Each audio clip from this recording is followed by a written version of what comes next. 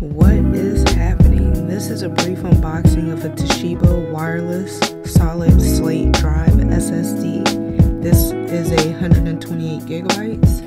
This is compatible with Windows as well as Mac. I'm going to cut into the box and briefly unbox this.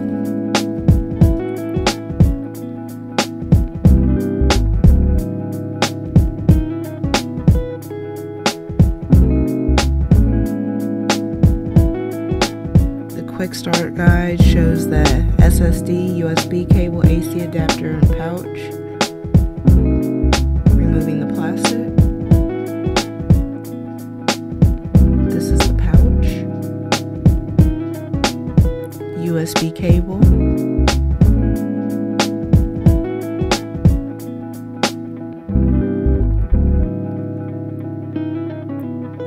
AC adapter.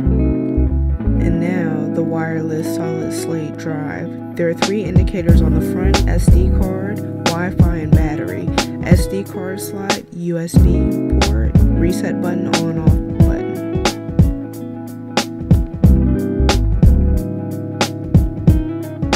Slide into a pouch. It fits like a glove. Overall, very nice.